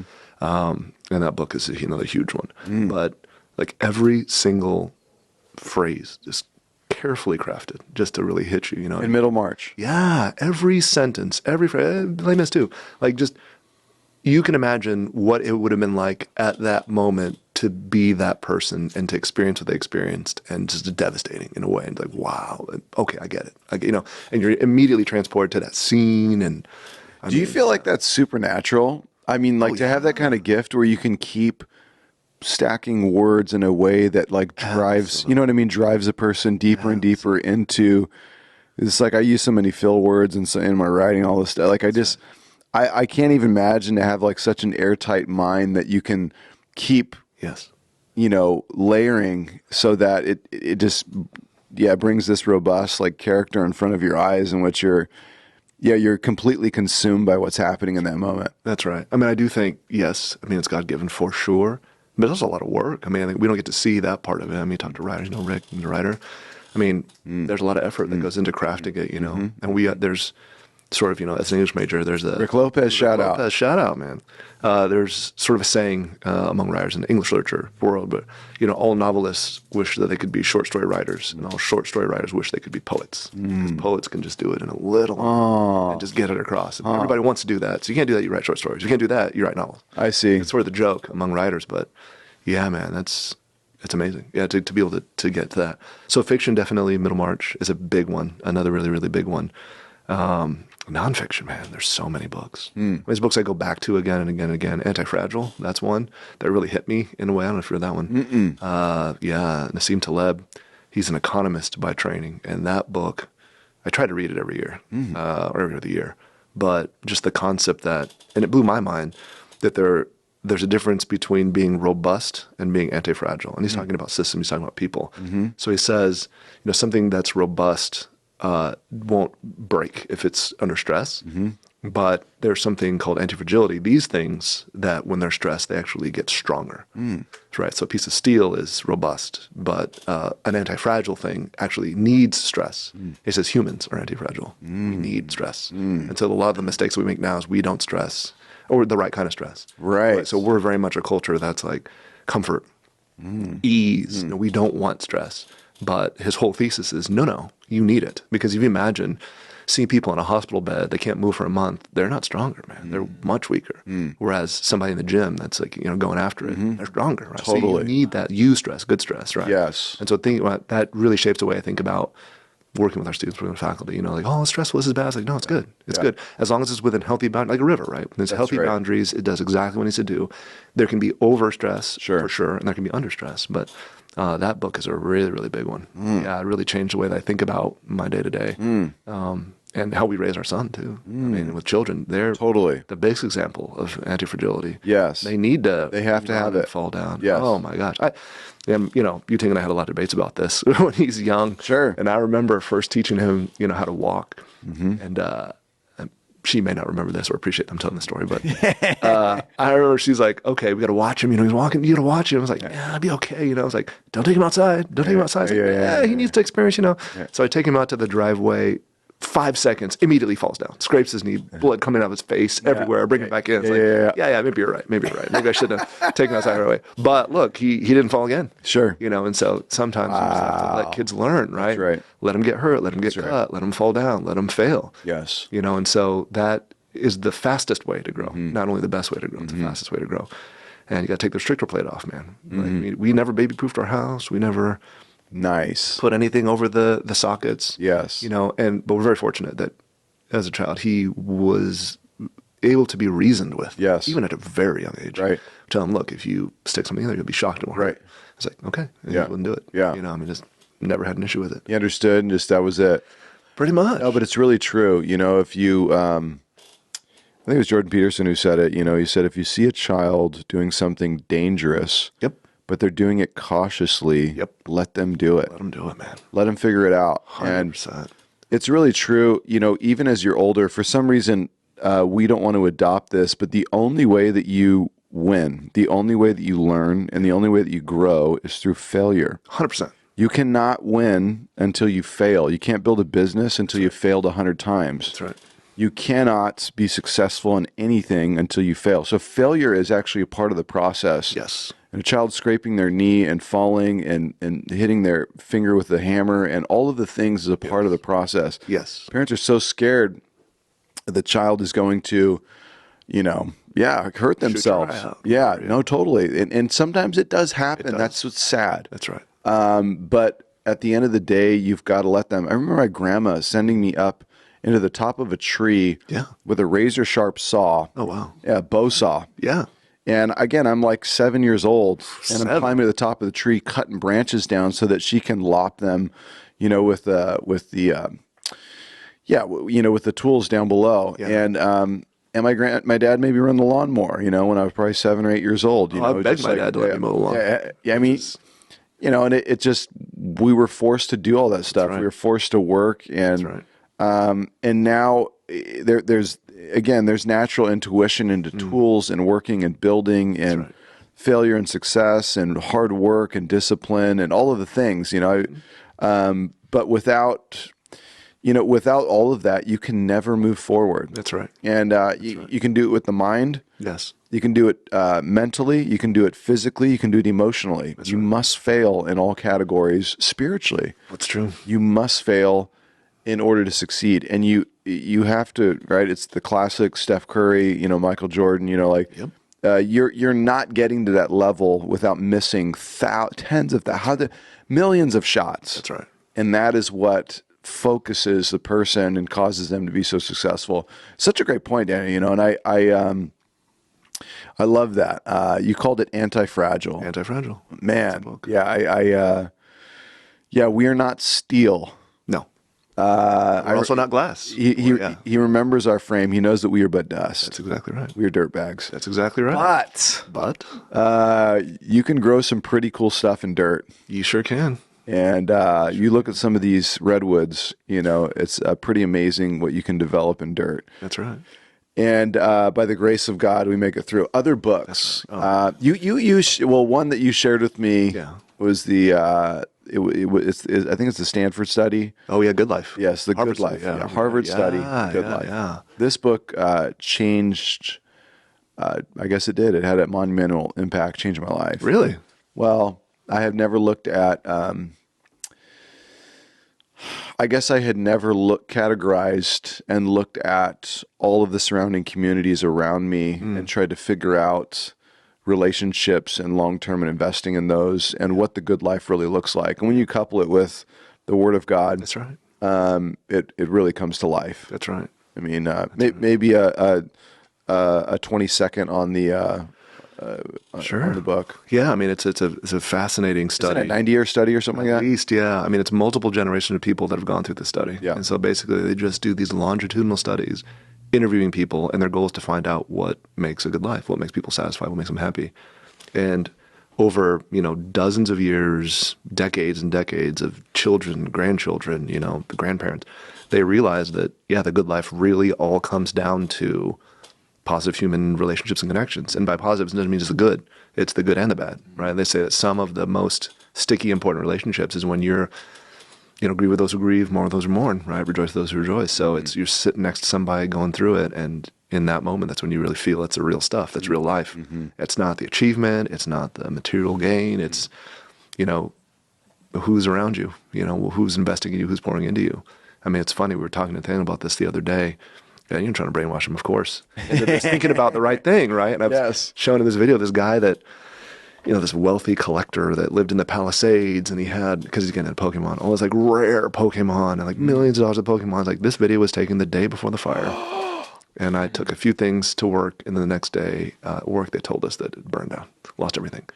And I was like, so Nathaniel, what do we learn from this? Is like, is it to collect stuff? It's like, no. Wow. Like, what's the most important and valuable thing? It's like, it's love, and relationships. That's what we're trying to instill in him, that like things come and go. And if someone breaks in your house, steals, fine, take the stuff. It's just stuff. Right.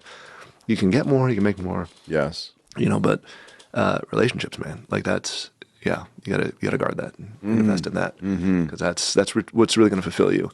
And I remember hearing somebody tell me once, like, nobody, and I think you've said this before too, like nobody on their funeral bed's like, I wish I worked more. I wish I just, gotten a little bit more money. I was like, I wish I would have spent more time. Yes. With people that mattered. And so that's really been a clarion call for me and Yu-Ting. I mean, it's changed the way I do my work. It's changed the kinds of jobs I accept. I mean, I've been approaching like, you should do some of this traveling consulting. It's like, no, he's too young. Like the time isn't worth it. Like we live close to UCLA for that reason. We pay, extortionate rent for that. So it shortened the commute. Yes. That's time we can spend with them, Wow. She's made the decision, honestly. It was difficult for her during the pandemic. Like, she's going to stay home, and pick him up from school and work with him after school. She's awesome. Pouring into him. Praise God. And it was really not easy for her. She had never not worked since she's 18 years old. Never. Wow. Never. All the way up until the pandemic. She said, you know what, I think it's important for me to be home with him, and pour and invest in him. And that was the way that it was for me too. My mom, she was working, she gave it up to raise us, and so those moments are precious. That time is very, very, and you can't get it back. Yes. And so anytime I have direct reports, like, this is it. Having a baby, I'm going to take the minimum amount of maternity leave, paternity leave. Like, why would you do that? You take the maximum amount you can legally take. Yes. You only get that chance one time. That's it. And their baby one time. And it's too fast, man. Too fast. Way too fast. And that's been, no matter what, it's too fast. But we've been as intentional as you can be about trying to, invest in him and spend time with him, and it's also easier because he's a good kid. So he's not annoying, and part of that, of course, is his mom's doing, but nothing is more, especially in the city. I'm talking to people all the time I have a friend at the gym, and every time I talk about the kids, she's like, I don't know why I have kids. It's like, you have no idea, man. Like, you just have no idea. Yeah, getting it. You can't explain. I mean, I guess you can try to, but just the joy, when he gets a win, that's like 10 times more exciting. Oh, yeah. Like, I mean, you've talked about it. Oh, yeah. And just seeing the light bulb come on when they figure something out, or like they get excited about something, or like do a kind thing. It's like, man, that's priceless. That's the good stuff, So, that's what good life is about. Yes. It's easy to get caught up in, the rat race and trying to be successful. Yeah. And all that's fine and good, but you can't take it with you, man. That's right. Yeah. How much is enough? And shout out to Yu-Ting for doing that. You are a champion, incredible. Praise God for your wife. Big time. Well, it's made a huge difference. Well, and it's your son and you, Daniel, of course, benefit on such a high level, and she's sacrificing to be able to do that. Of course, she could be out building the career, and of course, a lot of ladies, doing the same, but you're right. There is a special time there, and that window is going to come and go so quick. Yep. And you can get right back to career, no problem, and all the rest. But it's like a lot of people do regret, man, not having that time. That's right. And my wife too. I'm so thankful. She's home with the kids, and they, that I have that, and that she's willing to do that. I mean, it is. And it's not easy. I mean, it's hard to. It is not easy. Where he's like. It is not easy. Yeah, he can be very stubborn. Yeah. He's very good at math, but he doesn't enjoy it. So I think that's the current struggle. Yeah. Yeah. Yeah. But this is, guy, you're dumping. I love it. This is why I love talking to you, Daniel. Yeah. Because it's just likewise. The knowledge and the wisdom and the precision in which you present it is just amazing, man. I love that gifting, and I love receiving it. Because I want the 3 pages. I don't want to read 500. That's right. And you have an ability to take the 500 and condense it. I appreciate that. Say it quick. No, I'm telling you, it's your gift. It's what you do. Well, in my training too. I mean, that's what PhDs do, right? We distill large amounts of stuff, and that's the skill that we have. Yeah. Yeah. And telling the stories again. Well, you also say it in a down-to-earth, like easy to understand way, like sometimes, academia can talk so far over your head, and it's making perfect sense in their mind. You're like, dude, you're a mad scientist. Like, you're in another world. That's right. I don't know what you're saying, but you say it in a real time culture understanding. You can read a person and understand where they're at and bring it in it's a superpower for sure. It's one of your gifts. I mean, praise God. I mean, really. And it's definitely what fuels my rocket ship, connecting with people. And, like you say, getting that gold, for anyone, always bouncing ideas off of each other and listening. I mean, there's just so much out there, man, that you can just get. Any books in the last 5 years that you think listeners have to read? I mean, anything from Nicholas Carr, if you haven't read his Nicholas Carr. Yeah. Okay. He wrote The Shallows. Okay. And his newest book is Super Bloom. And so he's great. Okay. The Shallows really rocked my world too. It's just basically about how the internet changes our brains and what it's doing. And it's not a pessimistic book. This book is C-A-R? C-A-R-R, 2 R's, yeah. Just about how our brains, by the grace of God, are very plastic, neoplastic, so they can adapt to anything. And the plasticity is there. You can learn 2 tasks amazingly. You can learn languages, but the internet will train your brain too. And so huge stream of information out of a fire hose. Your brain's like, all right, I got to chop this up into tiny, tiny little bits, and that's how I have to operate. And so they did a study with elderly populations, actually, people that never use the internet and people that are longtime users of the internet. and they exposed the non-users to the internet to see what would happen, these brain scans and stuff. And within a very short amount of time, their brains looked exactly like the people that had been using the internet for years and years and years. Really? Just like, boom, shifted. And so it wasn't, we often blame, I think, the internet for like, oh, it's making us, we don't have this attention span. It's not technically true. We have the same capacity. It's just, our attention span is shorter because we're just being bombarded with so much information, and you can pick it up really quick. Like if you see kids, they pick it up really quick. It just, they move on to the next thing really quick too. And so like you and I are growing up, we can, sit down and do something for 3 or 4 hours. Sure. But that's just because how our brains were trained, so your brain will do what you train to do. And so his book, The Shallows, is talking about how that has happened, and I'm very thoughtful about that. And I know you've read The Anxious Generation and Jonathan Haidt's work. Yes. And it's definitely resonant with that. Book. You have to be careful about what we expose our brains to in the Bible, obviously. I mean, that's right there, right? It's discovering truths, all truths are God's truths, But his new book, Super Bloom, I just finished that one. It's really interesting. Super Bloom. Okay. And it's about Instagram influencers. That the word comes from the poppy blooms and people, how they just so quickly ruin that. They're Instagramming and whatever. And basically how communication technology, we think every new communication technology is going to save the world and revolutionize everything. And he kind of goes through them like step by step and showing how in a lot of ways they make things worse. So he tells a story about World War I, and the telegraph had just been invented. And then Franz Ferdinand, Archduke, gets assassinated. And they're like, oh, this is perfect because we have this telegraph. And before we take weeks to communicate with heads of state, now we can like directly message them and like, hey, we don't need to do anything. And this is going to be amazing. And what they found is the opposite. Like they could yell at each other in real time over the telegraph. And They could what in real time? Yell at each other in real time. Oh, wow. And get more frustrated, more quickly. Wow. And so it accelerates. It's like pouring gasoline on a flame. And so he's saying every new communication technology, like, oh, this is going to change the world. Oh, this is going to change the world, all the way up to Facebook. Oh, this is going to connect everybody. Interesting. But we're just not built to communicate that way very effectively. So, it's almost like if something crazy went down in the world, the letter being sent would take quite a while to circle the globe and for people to find out. It could be a year or two later before you find out what happened. But you'd have time to like calm down, not be in your emotions and feelings about it. Whereas now it's like, I can text you immediately. Yeah, I you can DM just, you. Like, just tweet, ruin everything. And blast somebody. 100%. I mean, you see so many people ruin their entire life with one tweet. Ruin their whole career with one tweet. Before you couldn't have even done that if you wanted to, right? You can try to go to the town hall and get a crier to tell people or something like that. And so it's just a technology you have to be very careful.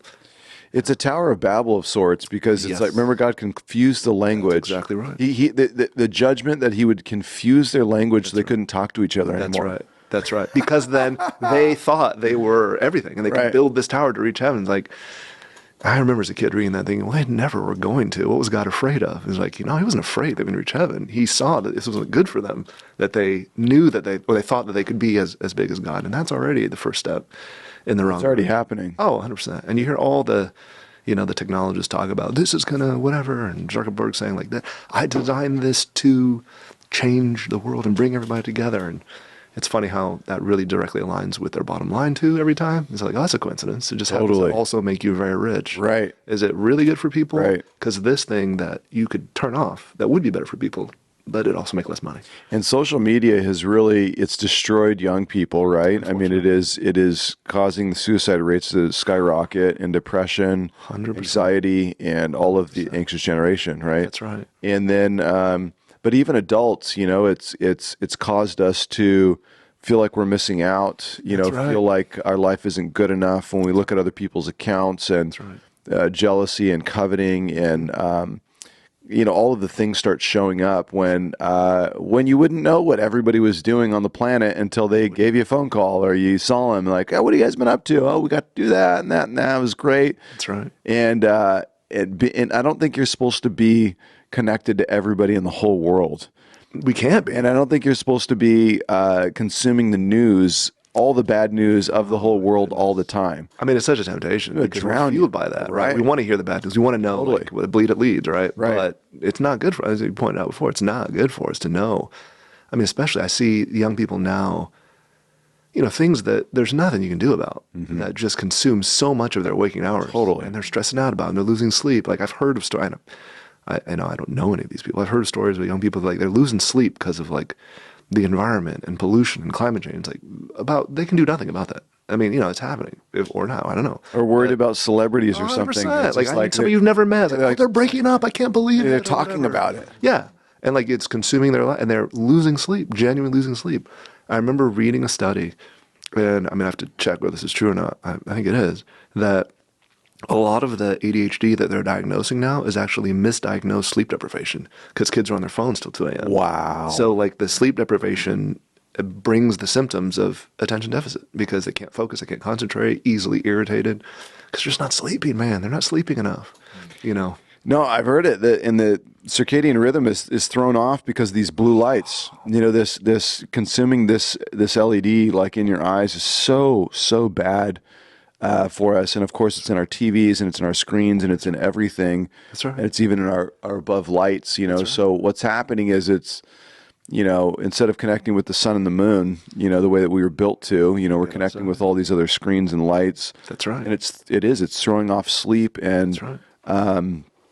these are big questions that I ask people. They come in for counseling and they're depressed and they're bummed out and they're down. One of the first things I ask them, are you sleeping? Ooh. It was like, if you're not sleeping, there's something off. That means you need to exert your body. That means you need to be doing a lot of exercise to exert your body to exhaustion so that you're forced to sleep. You need to be eating right. That's right. We're consuming caffeine at such a high level, and you drink a Red Bull in the afternoon, you'll be up all night. Tell me about it. And there's all kinds of things, right? The lights and being on your phone until the middle of the night, and it's so sad that we were for thousands of years we were kind of forced into this giant lane where nothing could change. That's right. Now everything's changing so fast. So fast. And we think it's all great. Yes. And so we try it all. That's right. And then we get on the other side of it, and it's like, oh, that was actually a really bad thing.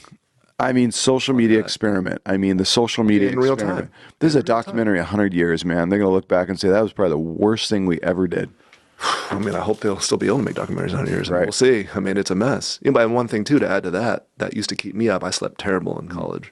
And I had a hard time falling asleep if I didn't think I'd done enough that day or accomplished enough that day, too. And so a lot of it was just contentment, man, or just like walking with the Lord, like I did enough. There's a great book, a series of books about how to do productive work. And the name is escaping me right now. I can't believe this, but he says that sometimes what he will do at the end of the day is just tell himself, okay, it's shutdown mode. I did what I needed to do, and I got a pad of paper next to me. Things I get down, write it down on a piece of paper. And Cal Newport, deep work. And Cal Newport, C-A-L, Newport, N-E-W-P-O-R-T. Cal Newport. It's called Deep Work. Deep work. Deep work, how to do the work that really matters. And absolutely, we teach our students this. You got to focus on, his thesis is you probably only do 2, maybe 3 hours of deep work a day at a high level of mastery of deep work. And that's somebody who has dialed in their concentration and is able to not be distracted. It's years of practice. Most people probably do like an hour of deep work a day, real work, right? But he's saying that shutdown mode is like you have to give yourself the grace to like, okay, I did what I needed to do today. I'm satisfied. Or like, and the contentment of, okay, I didn't get to experience everything I want to experience today. Tomorrow's a new day, and I'll be able to experience it tomorrow. It's like I'm not missing out on anything. I didn't go to that thing. I didn't eat that thing. I didn't get to experience that thing, or I missed a workout or something. So a lot of it too is not just, of course, all the things you mentioned, physical. You got to eat well. You got to avoid the caffeine, but also like, okay, I did enough today. I was enough. I gave my effort, and being able to consistently give your best effort and be able to go to bed, lay your head down saying, I did a good job today. I did enough work. So the psychological too plays into it as well, so. Yeah, contentment's a hard one, right? Because there's a part of your brain that says it's like you're being lazy by like enjoying what you've done and just being satisfied in what you've done. You're like, no, I have to do more. That's right. But then there's another side.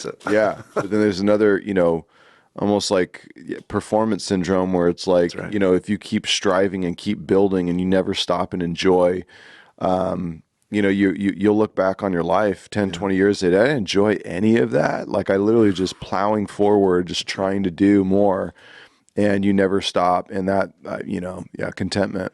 Well, something that I learned in Kenya was one of the missionaries there that was with us said there was a senior missionary there that had trained him, and he was super productive and had an amazing career in Kenya. He asked him, what is the secret to your success? And he said, my secret is, I pray in the morning and I try to do one thing a day. One thing a day.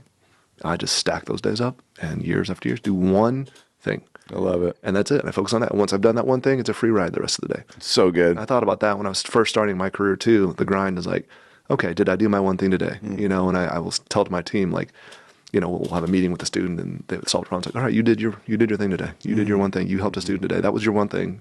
Everything else is gravy. But this is what you can hang your hat on. You're done. Like, you've accomplished your mission. Anything else you do above this, great, bonus. But if you can do one thing, just one thing a day, maybe it's just a conversation, maybe it's just blessing a person, maybe it's just hammering in one or two nails. But over time, just stacking that up, I mean, it's consistency. That's how you sort of move mountains. You don't do it in a day. You do it over 20 years, you know. And so, yeah, one thing. Yeah. We have done our one thing today. Yeah, that's right. Daniel Wong, right. We have done our one thing today. Absolutely. And dude, it has been a pleasure talking with you today. Likewise. I love this conversation. It's the best. Well, a couple things. So first, can I get a commitment from you that anytime you read a great book and you have finished it, and you say, Josh has got to read this, that you send me a text immediately. 100%. You just forward that, like, you got to read this. 100%. Please. Happy to do that. Thank you. And second, how can people find you? You know, if they want to connect on campus, maybe people over at UCLA, or obviously they come to Legacy and come find you. Come find me at Legacy. Yeah. That's probably the easiest way. Yeah. I'm not good on social media. Yeah. I have Instagram. I've never posted.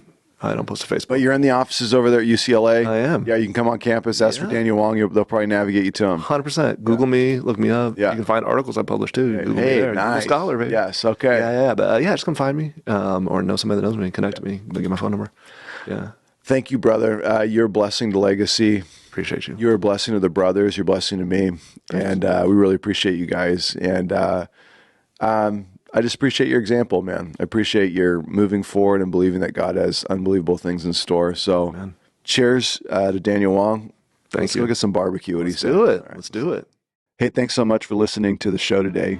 We really appreciate you. And it would mean the world to us if you would like or subscribe and you would write an honest review for us. It's one of the fastest ways to get the word out for us and to share it with others. And so if you don't like texting for a review, you can always voice to text. That's a fast way to write one and really help us rate the show and get it out to the world. Thank you so much for listening again. We hope it continues to bless you and encourage you each and every week. And of course, leave you stoked.